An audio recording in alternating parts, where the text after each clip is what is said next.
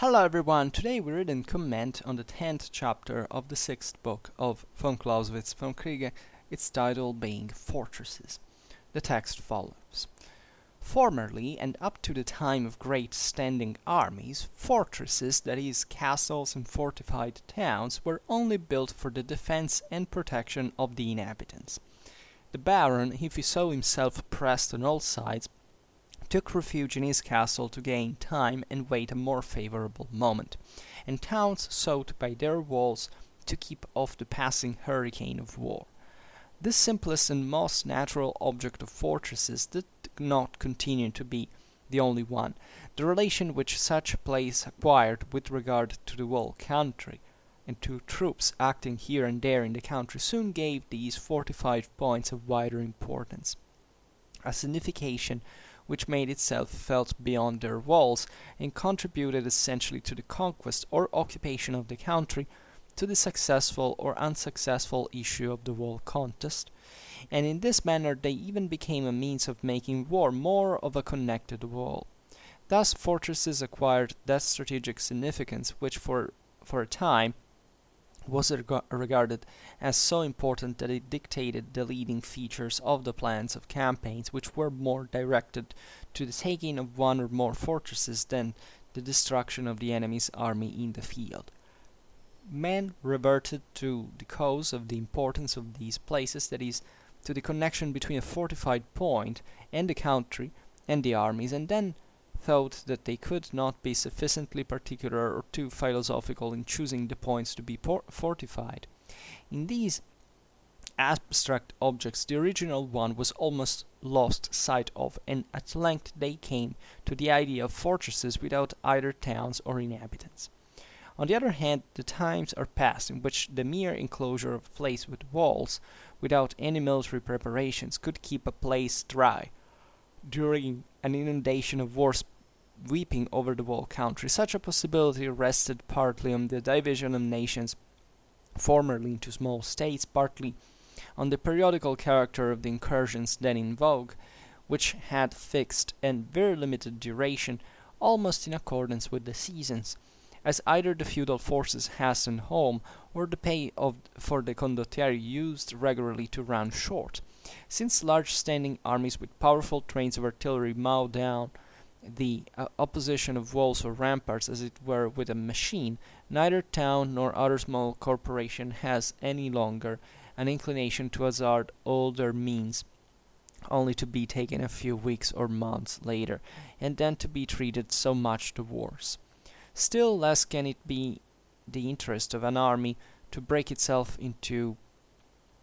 up into garrisons for a number of strong places, which may for a time retard the progress of the enemy, but must in the end submit. We must always keep enough forces over and above those in garrison to make us equal to the enemy in the open field, unless we can depend on the arrival of an ally who will relieve our strong places and set our army free. Consequently, the number of fortresses has necessarily much diminished, and this has again led to the abandonment of the idea of directly protecting the population and property in towns by fortifications, and promote the other idea of regarding the fortresses as an indirect protection to the country, which they secure by their strategic importance as knots which hold together the strategic web. Such has been the course of ideas, not only in books, but also in actual experience. At the same time, as usually happens, it has been much more spun out in books. Naturally, as was this tendency of things, still these ideas were carried out to an extreme, and mere crotchets and fences displaced the sound core of a natural and urgent want. We shall look into these simple and important ones when we enumerate the objects and conditions of fortresses altogether. We shall thereby advance from the simple to the more complicated, and in the succeeding chapter we shall see that is to be deduced, therefore, as to the determination of the position and number of fortresses.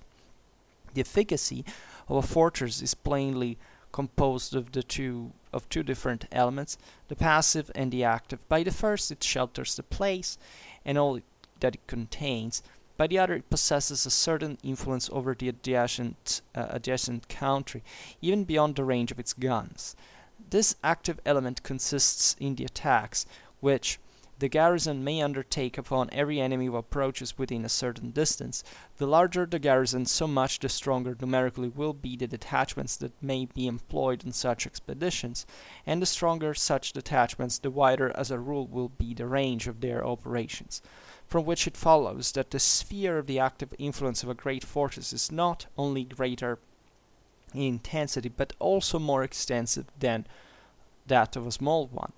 But the active element itself is again, to a certain extent, of two kinds, consisting namely of the enterprises of the garrison proper, and of enterprises which other bodies of troops, great and small, not belonging to the garrison but in cooperation with it, may be able to carry out. For instance, corps which independently would be too weak to face the enemy may, through the shelter which, in case of necessity, the walls of a fortress afford them, be able to maintain themselves in the country, and to a certain extent to command it. The enterprises which the garrison of a fortress can venture to undertake are always somewhat restricted. Even in the case of large places and strong garrisons, the bodies of troops which can be employed on such operations are mostly inconsiderable as compared with the forces in the field, and their average sphere of action seldom exceeds a couple of days' marches. If the fortress is small, the detachments it can send out are quite insignificant, and the range of their activity will generally be confined to the nearest villages. But corps which do not belong to the garrison, and therefore are not under the necessity of returning to the place, are thereby much more at liberty in their movements, and by their means, if other circumstances are favorable, the external zone of action of a fortress may be immensely extended. Therefore, if we speak of the active influence of fortresses in general terms, we must always keep this feature of the same principle in view. But even the smallest active element of the weakest garrison is still essential for the different objects which fortresses are destined to fulfill, for strictly speaking, even the most passive of all functions of a fortress, defense against attack, cannot be imagined exclusive of that active agency. At the same time, it is evident that amongst the different purposes which a fortress may have to answer generally, or in this or that moment, the passive element will be the most required at one time, the active at another. The role which a fortress is to fulfill may be perfectly simple, and the action of the place will in such case be to a certain extent direct. It may be partly complicated, and the fiction then becomes more or less indirect. We shall examine these subjects separately, commencing with the first, but at the outset we must state that a fortress may be intended to answer several of these purposes, perhaps all of them, either at once or at least at different stages of the war. So let's comment a bit on this historical introduction on fortresses.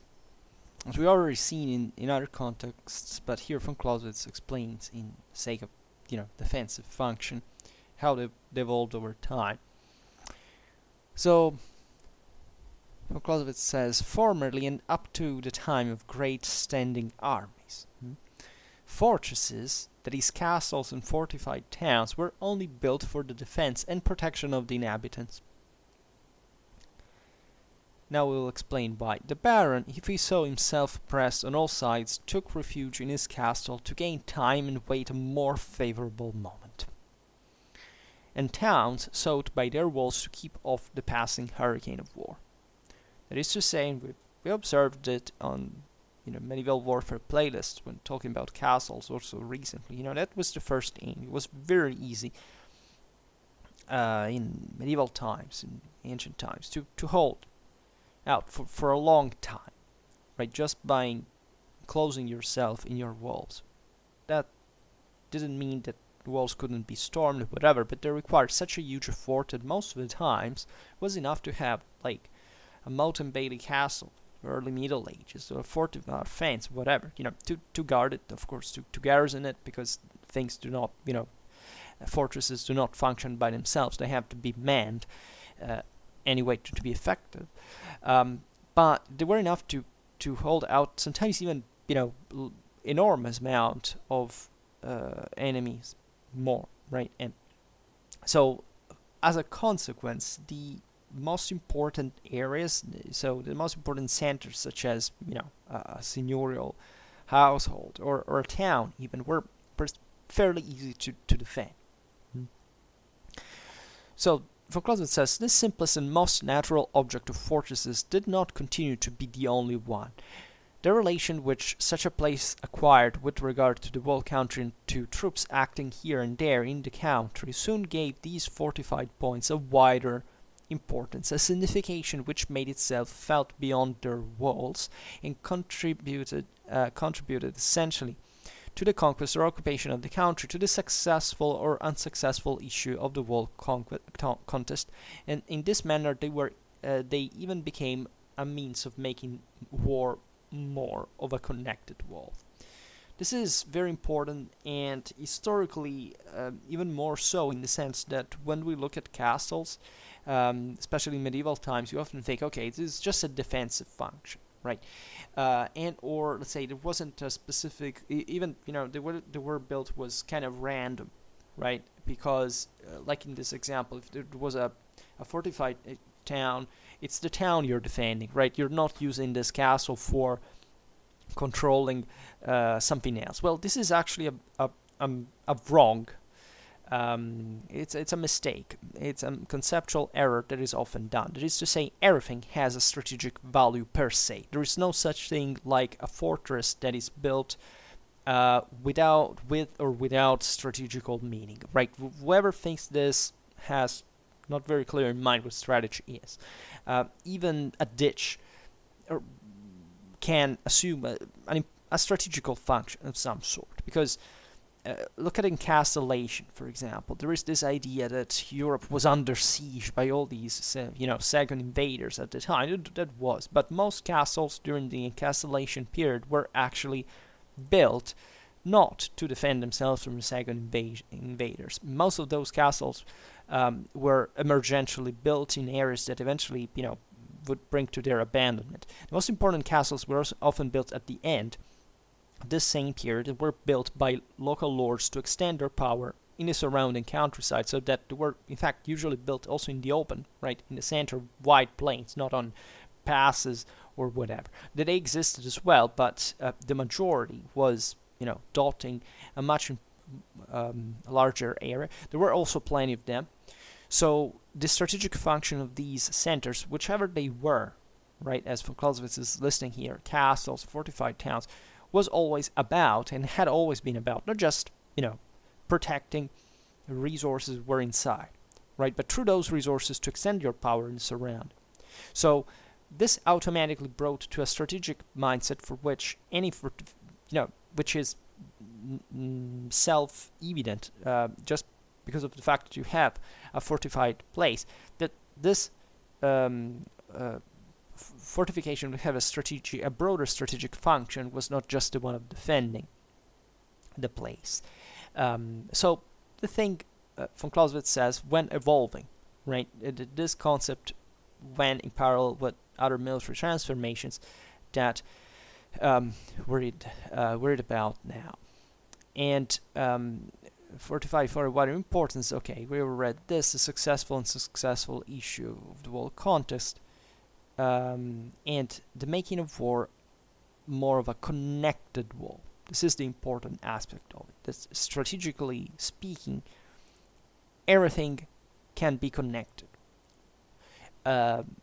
militarily wise, right? That there is properly not a factor that doesn't play in the war, and fossilizing on the idea that there is just a single factor, whatever, it's the best recipe for strategic disaster, right? And this is what the Vom Kriege is so difficult to understand, because it's so hard to understand because it's so simple, right? It's not a complicated thing you have to squeeze your mind on. Of course, yes, you should study this thing, as we often say, but it's just because basically it's a long work. But if you follow it, it's crystalline clear, and people just cannot accept that, in war, the most difficult things are the simplest. That is to say, the largest the enemy, the strongest the fortress, that's the problem. There is not much way you can get around that with, functionalistic, mechanistic, or positivistic approaches, for which, there is the magic formula, you win. No.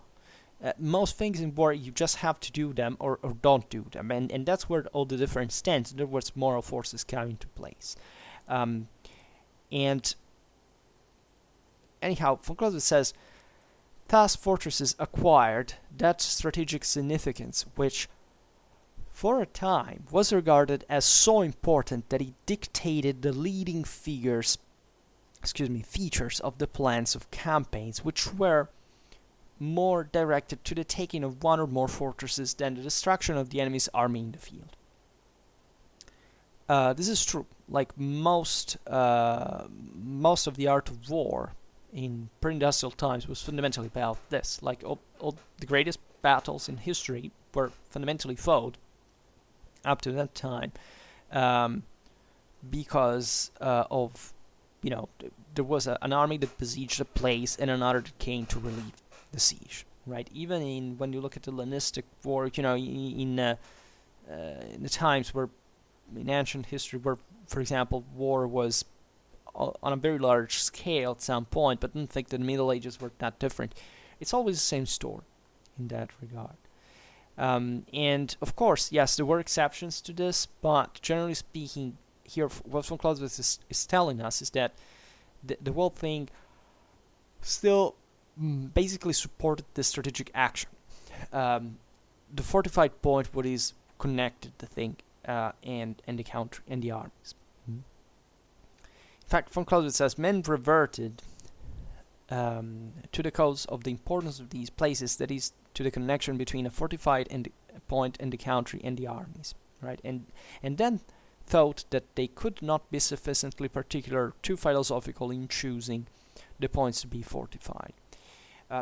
This is important. Why? Not this thing of he just said before, that the whole strategic deal was acquiring fortresses and not destroying the enemy's army on the field. Why is this the case? It's not quite the case because in ancient and medieval times they didn't count on wiping out each other's armies exactly in as we've seen in this situation. So that is to say, battles were triggered by this game of besieging a fortress or relieving it, vice versa, between the opponents. But it was a matter of, proceeding so slowly for managing and so risky. So exactly because they would trigger the enemy reaction to besiege one place, that that place, let's say, being conquered was the main strategic deal in the possibility of advancing by acquiring new resources politically and socially, so that even if you had wiped out an enemy army in the process, well, rarely you would have acquired such dramatic amount of territory just by defeating that army in the field. Why? Because it was so easy for the relics, for example, of that army to fortify, to enclose themselves into the surrounding castles and towns, and simply oblige you to spend an enormous amount of resources just to besiege each one of them. So this is what led the broader strategy. Not because baths of blood were not actually required, or that, as we will see now, the concept of war of annihilation was not quite understood in a practical sense. They always did the same thing. War is always fought for the same aim, right? It's just how that aim is to be reached that change. This is what von Clausewitz is telling us. And in fact, he says, and then thought that they could not be sufficiently particular, too philosophical in choosing one of the points to be fortified. We read it, so that basically, what is saying is that it was so plenty of fortresses that, they all had a strategical value, but yes, they were kind of more spontaneously there than a broader systematical strategic capacity. Idea behind it was thought. Capacity was there, right? The strategic capacity was all there, but it wasn't planned because political and social structures were so unstable that whether you control 50 fortresses one day or 100 didn't actually leave you, let's say, much security to employ them in a positive, say, strategically rationalized vision, and then what you were actually concerned about, for example, losing your power at that point. It still couldn't make it in a way. But this is simply on a smaller scale what was happening in other periods of time as well. And the fortress per se didn't make the broader strategic deal at the end of the day, because that is connected, in fact, to politics and society, right? But here we're talking about just the military aspect, like throughout the whole Vom Kriege.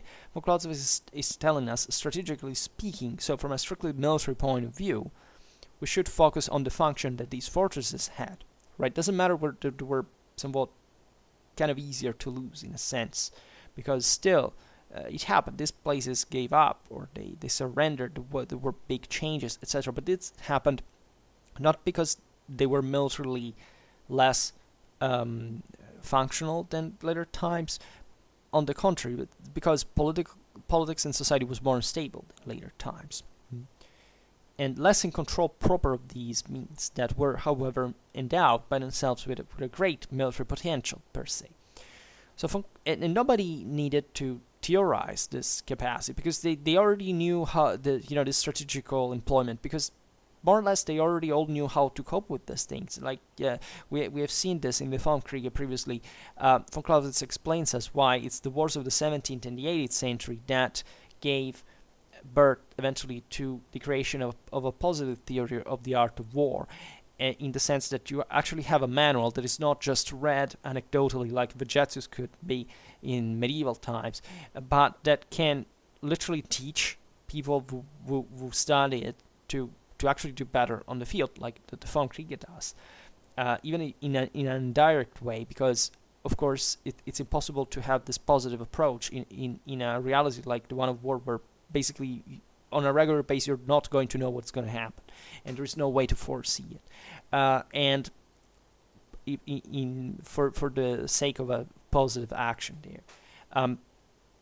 The question, so I lost the point I was making, but in general, yes, that in the Middle Ages, like also in the early modern age, practice surpassed theory in positive terms, right? In many ways, actually still does, right? But still, it can, what can be acquired from practice now today can be systematized in a way that can offer a greater plus. In the Middle Ages, what was the point of projecting a strategic vision and of how to hold a fortress? I mean, the concepts by themselves are very simple. If you're a leader of these places, you just basically garrison them and you wait what's going on from a political and social point of view. You take the opportunity maybe to seize one, to besiege another. And it goes on like that, and it always varies on the base of, why that castle rather than another. What's the enemy doing? Who is the enemy? Because things changed so quickly at that point that it's difficult. I tell you because I'm back again writing exactly about this, like a 14th century analysis at a local level of a city-state that fundamentally was, it makes you understand how floating the political allegiances, the territorial control actually was, right? And what was there to understand about how you should build or employ a fortress. It was much more complicated to understand what was going on politically all around and internally as well. So von Clausewitz says, in these abstract objects, the original one was almost lost of sight, and at length they came to the idea of fortresses without either towns or inhabitants. So this thing was surpassed when, as we will explain now, essentially the effectiveness of fortresses as they were conceived before lost of importance, right? Either because, gunpowder smashed, the same structures, simply larger armies at that point in parallel that managed to storm more stuff and to simply, with their deterrent, making more places fall without even fighting. And therefore, at that point, it's like, from a tactical to a strategical point of view, it's the same. In Middle Ages, you're loaded in armor, and always more loaded because weapons become more and more effective. So, in strategically wise, you have the same thing. Castles everywhere, but now they become ever bulkier because siege weapons are always stronger. Then, gunpowder arrives, and tactically, it becomes inconvenient even to be armored at that point because the force of a arquebus projectile is so strong that it's better to invest in providing your troops with more arquebuses than with armor that is going to make them heavier and heavier, less capable of reacting. Right. The same goes for the fortresses. At that point, what was just like the human body now was left exposed to gunshots. Now, towns, people, communities were left exposed to enemy armies, and strategically powers were to rely on more, on fortresses that at that point had a more, let's say, properly constructed and even in their aggressive and positive function that could extend the deterrent power, just like a firearm can do compared to cold steel, at a much longer range, a much greater capacity than actually defending the individual community locally, just like an individual trooper without armor at that point. So it's basically the same thing. So von Clausewitz says, on the other hand, the times are past in which the mere enclosure of a place with walls without any military preparations could keep a place dry during an inundation of war sweeping over the whole country. Such a possibility rested partly on the division of nations formerly into small states, partly on the periodical character of the incursions then in vogue, which had fixed and very limited duration, almost in accordance with the seasons, as either the feudal forces hastened home or the pay for the condottieri used regularly to run short. So here it's not just the strategical, but in fact the political and social reason why castles themselves were so let's say less effective and were surpassed, because if the political situation was fragmented, obviously even the political, hence military action against the individuals was smaller by scale, right? In war, it's mostly about the good enough. It doesn't have to be the exasperation of the concept, right? In the Middle Ages, you don't find 16 circles of walls to say, okay, finally we can defend. There was naturally a cost for that too, and also, and hyper protection is also sometimes, just as we were saying before with the armor, is excessive, because you can't even operate by a certain margin. You can't even properly defend yourself effectively at that point. So it was always a balance that kind of wherever you see the offensive, you look at the offensive and defensive, you realize they're basically always commensured at the same time, right? They always had the same correspective, let's say, and it's really the advancements of countries themselves in a centralized direction that made the difference between, I don't know, just like a feudal state is more advanced than a tribal reality and more powerful, and just like a modern state is more powerful than a feudal reality. Why? Because it's ever more centralized. There's ever more rationalized, trained, disciplined, controlled system that can be delivered in a single point and blow everything up, right? And the locals having basically no capacity to withstand unless they are not at that same level of civilization. So von Clausewitz says, since large standing armies with powerful trains of artillery mow down the opposition of walls or ramparts as it were with a machine, neither town nor other small corporation has any longer an inclination to hazard all their means only to be taken a few weeks or months later, and then to be treated so much the worse. Still less it can be the interest of an army to break itself up into garrisons for a number of strong places which may for a time retard the progress of the enemy, but must in the end submit. We must always keep enough forces over and above those in garrison to make us equal to the enemy in the open field. Unless we can depend on the arrival of an ally, we will relieve our strong places and set our army free. That is to say, you cannot hope to win just by fragmenting your forces. It's against the classical principles of war. Mass is needed. If you have an army that is even superior to the one of the enemy, but you basically detach it, all these small fortresses all together that contain it all, that guy with its concentration of forces can take those pieces out one by one, doesn't matter whether the siege is particularly costly. You're just passive at that point, so at the end of the day it will fall, and you won't be able to threaten this guy, and soon its forces will be able to take over yours, right? And the besieger is not just the only one who suffers from a logistical point of view in all this, and strategically speaking, the defender too, as we have explained in the previous chapters, actually suffers, right? And it's letting actually the initiative to the enemy, so it's growing weaker because the enemy seizes ever more of its resources. So it's not that simple. The same goes for medieval standards, right? You don't see usually a fortress overloaded with troops.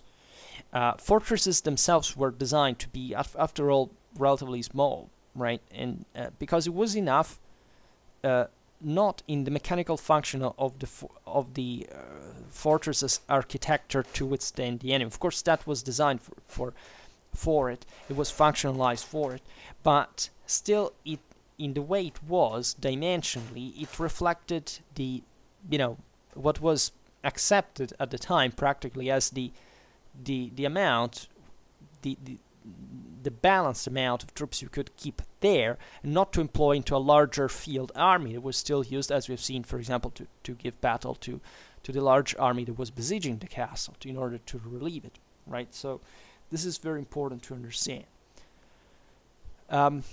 So von Clausewitz says, consequently, the number of fortresses has necessarily much diminished, and this has again led to the abandonment of the idea of directly protecting the population and property in towns by fortifications, and promoted the other idea regarding the fortresses as an indirect protection to the country, which they secure by their strategic importance as knots which hold together the strategic web. So it was always easier to basically get past individual fortresses. Increasing them at that point, as we've seen, was not important, was rather more effective to, yes, implement them. Maybe in absolute terms, fortresses were more costly, definitely, in modern times than in medieval times, but they were less costly in proportion to the war effort altogether, and their function was increased, their effectiveness was increased by the fact that they were built in a broader strategic vision that relied ever more on the support of the larger armies. I mean, look at Vauban and the fortifications, the Iron Belt in northeastern France. Vauban was the greatest military engineer in the history of mankind. What did they work for? Right? They weren't static defenses. They needed the French army to essentially support them at the same time, but they had this function which fundamentally made them part of a greater wall, right? And they weren't just effective by themselves because they were expected just to stop the enemy at one single point. No, they were part of a greater line of defense, a greater belt, right? And this thing lasted until, still today, right? In medieval times, this existed as well, right? But it was much less, you basically would, there were so many castles, so you could easily create a belt like this to eventually reinforce it on the base of already pre-existing castles, because they were present anywhere. So when the strategic aim changed, you just changed castles, right? You moved from one another, and you could strengthen one or the other. And that's also how, castles evolved over time, while we have, for example, certain Renaissance fortifications in certain areas where there were castles in medieval times, but kind of got rid of the other castles in medieval times. There's nothing today because they were ineffective, and gradually, these fortifications became always less, and in the most important strategical areas. It naturally changed, not because of terrain much, because that truly influenced, but in the broader political and strategical need of that point, right? Never think that it's geography that makes the thing. Geography is virtually irrelevant to it. You can find very good places for building a fort in many places, right? If you choose certain specific ones, it's because of the broader, what's your enemy, what's the neighboring country, what they're doing, right? That's the reason why you choose that place, right? Not because it's narrow. You narrowly set your own mental boundaries just to the freaking place. It's just a narrow-minded, way of looking at war. It doesn't work like that. War is on a much larger scale, has nothing to do with single factors. And von Clausewitz says consequently, we have already read this. The number of fortresses has necessarily much diminished. They abandoned the idea of fortifying the towns specifically, and they promoted the idea that the fortress had to be functional to the defense of the whole country, right? So that every fortress was not on its own, but part of this broader strategic web, right, of which they were just a point. Von Clausewitz then says, such has been the course of ideas, not only in books, but also in actual experience. At the same time, as usually happens, it has been much more spun out in books. Natural as was this tendency of things, still these ideas were carried out to an extreme, and mere crotchets and fancies displaced the sound core of natural and urgent want. We shall look into these simple and important ones when they enumerate the objects and conditions of fortresses altogether. We shall thereby advance from the simple to the more complicated, and in the succeeding chapter we shall see what is to be deduced therefrom as to the determination of the opposition and number of fortresses. Okay, we'll see it then. The efficacy of a fortress is plainly composed of two different elements, the passive and the active, as we were saying in the beginning. It's never just about sheltering the troops. By the first, it shelters the place, in fact, the passive one, and all that it contains. By the other, it possesses a certain influence over the adjacent country, even beyond the range of its guns.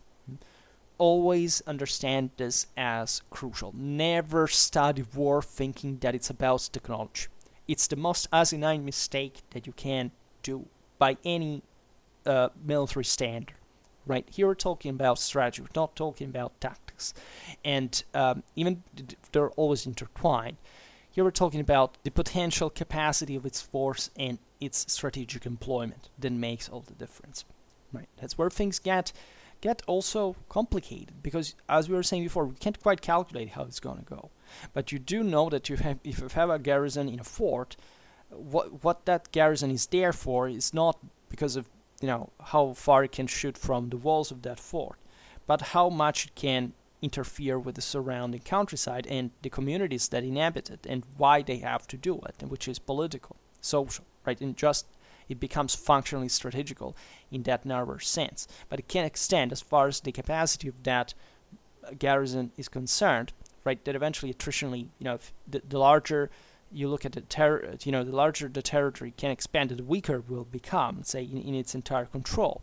But where also so much other factors, such as an enemy attack, interfere, right?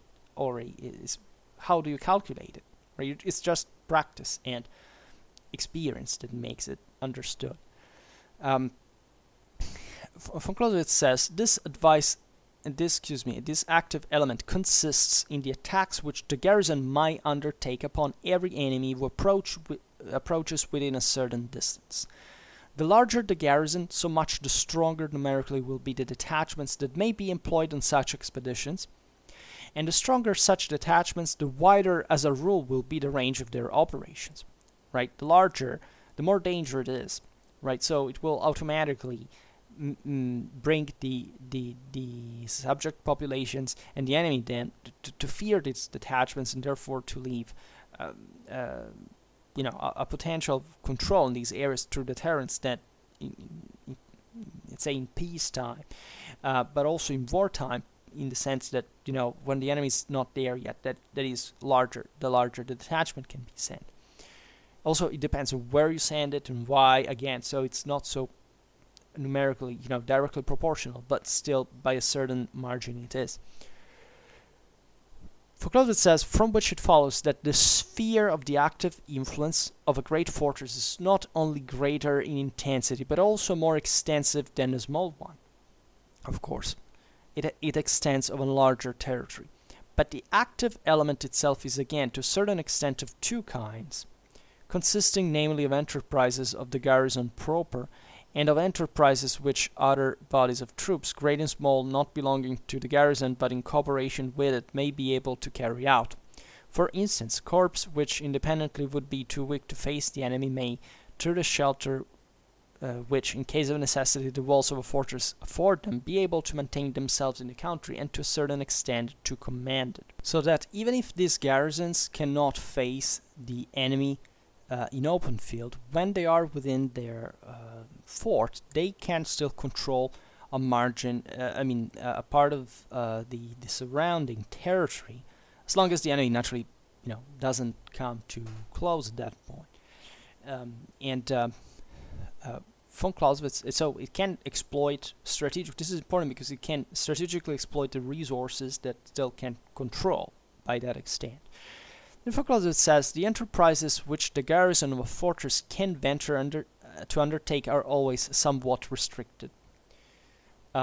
Because, as we will see now, still forts, and as we were reminding also before, are mostly, a point d'appui, let's say, for the armies, and not vice versa, in proportion of importance, let's say, which means that there are, in short, way less troops into a fort normally than there are in open field, right? So you can, it would be foolish, strategically speaking, I don't know, in Napoleonic times, to maintain an entire army within a fort and, pretending that that's its strategical employment. Of course, it has to go out, right? Inside the fort, you will maintain lesser forces. Von Clausewitz writes, even in the case of large places and strong garrisons, the bodies of troops which can be employed in such operations are mostly inconsiderable as compared with the forces in the field, and their average sphere of action seldom exceeds a couple of days' marches. So that, as we were saying before, they are small at the point that usually if they go too far from the fort, they're, literally in peril, because even just the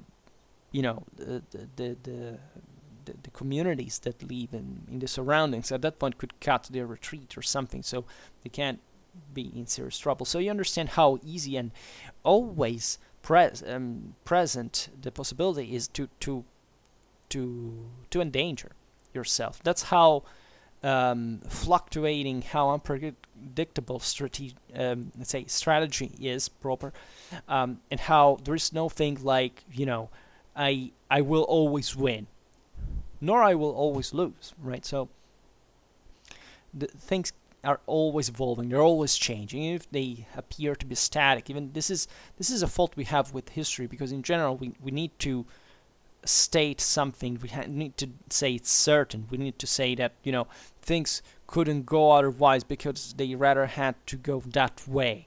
Why? Then you check the thing in detail, you see that they didn't have to go that way. And the way they went happened for reasons that we can't even track historically, and that those people who were acting at that point couldn't track themselves either. They surely could track them kind of better than us by certain standards. Not always, but most of the times. But simply, they weren't quite depending on them, at least, right? And simply others were unknown. This is particularly important. And von Clausewitz says, but corps which do not belong to the garrisons, and therefore are not under the necessity of returning. We jumped this. If the fortress is small, the detachments it can send out are quite insignificant, right? And the range of their activity will generally be confined to the nearest villages. Okay, but corps which do not belong to the garrison, and therefore are not under the necessity of returning to the place, are thereby much more at liberty in their movements, and by their means, if other circumstances are favorable, the external zone of action of a fortress may be immensely extended. Right.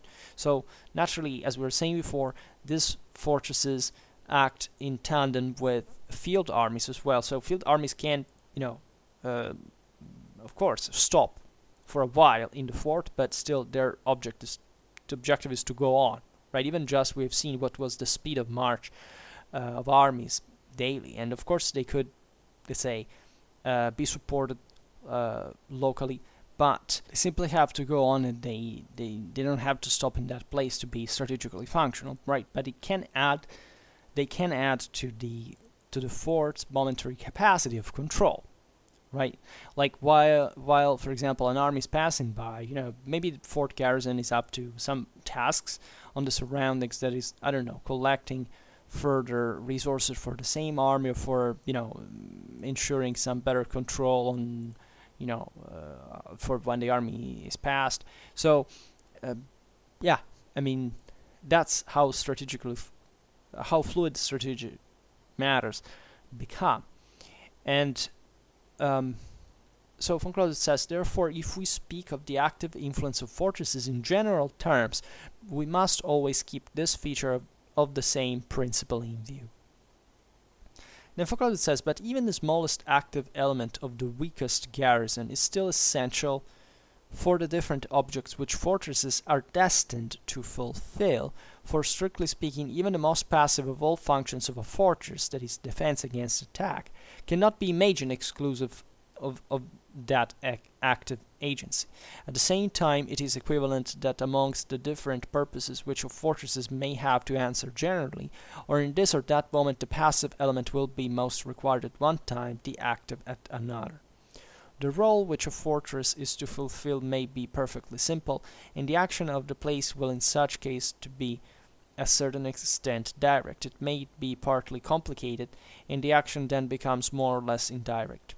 We shall examine these subjects separately, commencing with the first, but at the outset we must state that a fortress may be intended to answer several of these purposes, perhaps all of them, either at once, or at least at different stages of the war, right? So, and there is all a list that we will read next time. Actually, it's very long. It's 11 points. I don't know whether we will split. Maybe, well, maybe it's not necessary. But anyhow, for now, we stop here. I just hope that you enjoyed this video. If you did, please share it. Otherwise, leave a like or subscribe to my channel if you're interested in my upcoming content. And for now, thank you heartily for listening to me. I wish you a nice time and see you next time. Bye.